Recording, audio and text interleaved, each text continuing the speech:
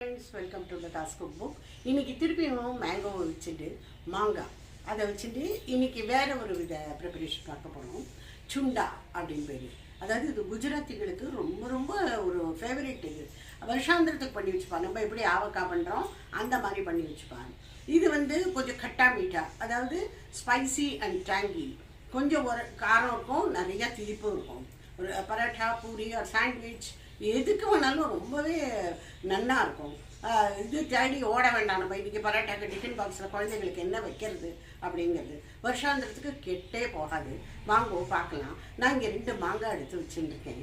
அதை முதல்ல நல்லா வாஷ் பண்ணிவிட்டு தோலை சீவிட்டு கிரேட் பண்ணிக்கணும். அதுக்கப்புறம் என்னன்னு பார்க்கலாம். வாங்க. இது நான் இங்கே வாஷ் பண்ணி வச்சுருக்கேன். முதல்ல பீல் பண்ணிடலாம். நம்ம பீல் பண்ணிடலாம்.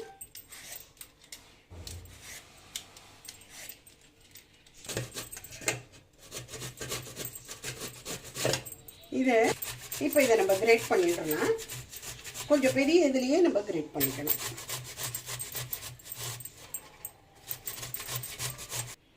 இப்போ இந்த மேங்கோ சீவியாச்சு. இதை கேர்ஃபுல்லாக எடுத்துடலாம்.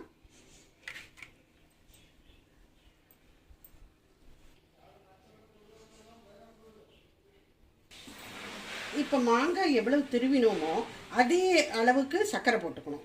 முதல்ல இந்த திருவின மாங்காய் இதில் போட்டுக்கணும். ஒரே ஒரு ஸ்பூன் சுகர், இது சால்ட்டு, அதே அளவுக்கு சுகர் போட்டிருக்கேன். மாங்காய் அளவுக்கு சுகர் நல்லா கலக்கிடணும். அதை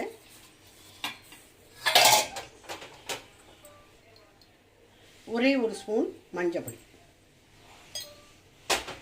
இதை போட்டு நல்லா கிளறிட்டு அப்படியே ஒரு 10 மினிட்ஸ்க்கு விட்டுடலாம்.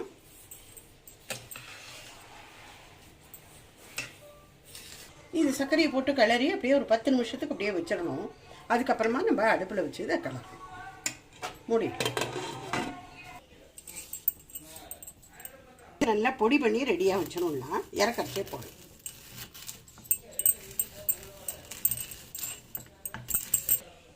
இங்கே ஜீராத்தை நான் ட்ரை ரோஸ்ட் பண்ணி வச்சுருக்கேன். கொஞ்சம் கருப்பாக அது மாதிரி ட்ரை ரோஸ்ட்டு படன்னு பொரியற அளவுக்கு வச்சுனுட்டு அதுக்கப்புறமா இதை 1-2 நம்ம பொடி பண்ணிடணும்னா மிக்ஸி வேண்டாம், சும்மா அந்த குழவியாலே பண்ணிட்டாலே போதும். நான் மேலே வச்சு அப்படியே இழுச்சிட்டேன். அடுப்பில் ஏற்றிட்டேன்.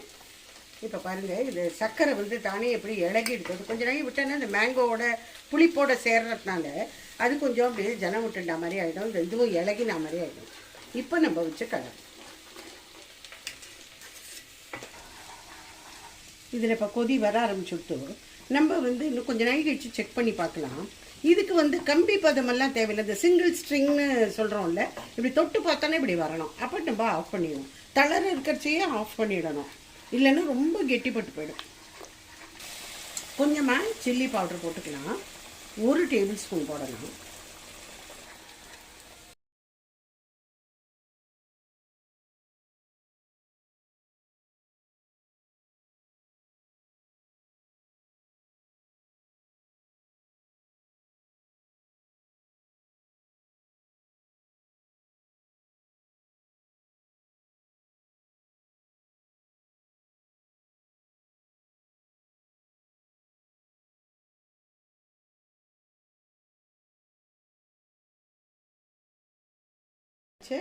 சீரக பொடி, ஜீரா பவுடர் பண்ணினோம் இல்லையா, அது 1 ஸ்பூன் போட்டுக்கலாம்.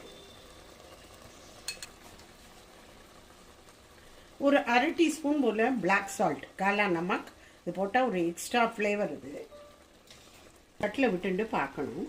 இது நல்லா இப்படி தொட்டனே இப்படி கம்பி பதம் மாதிரி வருதான்னு பார்க்கணும். இன்னும் கொஞ்சம் இருக்கணும். பாருங்க, இப்போ வரல, கொஞ்சம் இருந்தால் சரியா.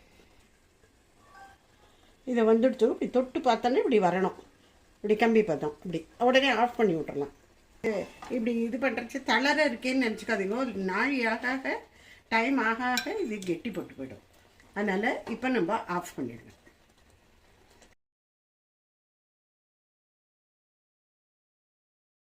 நான் ஆறின உடனே கிளாஸ் பாட்டில்ஸில் போட்டு வைங்க, இல்லை ஜாடியில் கூட போட்டு வச்சுக்கலாம். வருஷாந்திரத்துக்கு கெடவே கெடாது, நல்லா இருக்கும்.